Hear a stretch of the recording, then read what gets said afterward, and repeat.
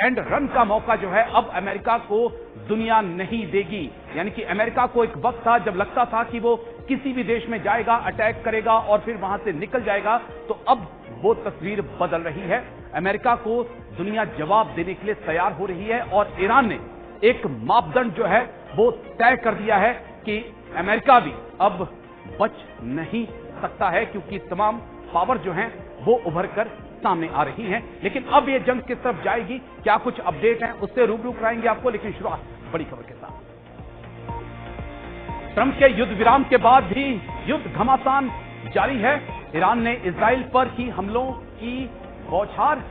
Iran ने Israel पर दागी कई बैलिस्टिक मिसाइल अटैक में 6 इजरायलियों की मौत की खबर इस वक्त की बड़ी खबर आपको दिखा रहे हैं। ट्रंप के युद्ध विराम के बाद घमासान जारी है। ईरान ने इजराइल पर मिसाइलों की बौछार की है। ईरान ने इजराइल पर दागी कई बैलिस्टिक मिसाइल अटैक में 6 इजरायली नागरिकों की मौत की खबर है। ट्रंप के युद्ध विराम के बाद भी घमासान जारी है। ईरान ने इजराइल पर हमलों की बौछार कर दी है, मिसाइलों की बौछार कर दी है। ईरान ने इजराइल पर दागी है कई बैलिस्टिक मिसाइल अटैक में 6 इजरायलियों की मौत हुई। इस वक्त की बड़ी खबर।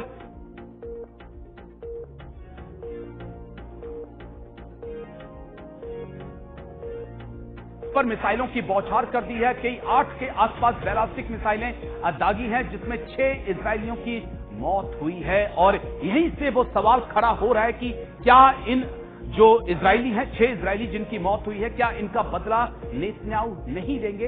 क्या वो चुप हो जाएंगे या फिर इजराइल ईरान पर पलटवार करेगा? क्योंकि डोनाल्ड ट्रंप की तरफ से जो कहा गया था वो भी हम आपको बताएंगे। 12-12 घंटे दोनों को दिए गए थे, लेकिन लगता है कि ईरान ने डोनाल्ड ट्रंप की बात को सुना नहीं। अब डोनाल्ड ट्रंप के पास क्या ऑप्शन होंगे वो भी एक्सपर्ट से आगे जानेंगे। लेकिन पहले तमाम अपडेट ग्राफिक्स के जरिए कि क्या कुछ इस वक्त ईरान और इजराइल और अमेरिका के बीच चल रहा है।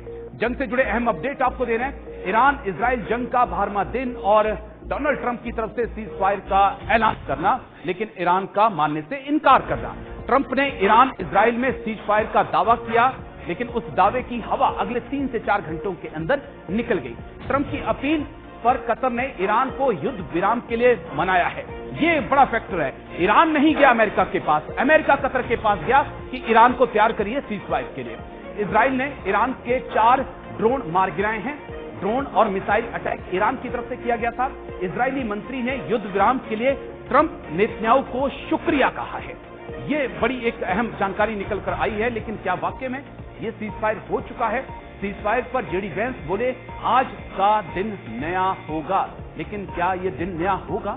इंतजार करना होगा। ट्रंप बोले युद्ध विराम हमेशा के लिए रहेगा, लेकिन चंद घंटों के अंदर जो है युद्ध विराम को तोड़ दिया गया। ईरान इजराइल जंग का 12वां दिन है और उम्मीद की जा रही थी कि शांति की एक पहल हो सकती है, लेकिन हालात जस के तस बने हुए हैं। दोनों तरफ से हमले जारी हैं। कतर की मध्यस्थता से इस सीज फायर की बात आ रही है। ईरानी विदेश मंत्री बोले इजराइल के साथ कोई फाइनल सीज फायर नहीं होगा। तो ईरान अपने स्टैंड पर कायम है कि हम सीज फायर के लिए तैयार नहीं है। ईरान का स्टैंड साफ है कि पहले इजराइल को अटैक बंद करने होंगे, हमले बंद करने होंगे, उसके बाद जो है हम विचार कर सकते हैं कि क्या यह सीज फायर होगा या नहीं होगा।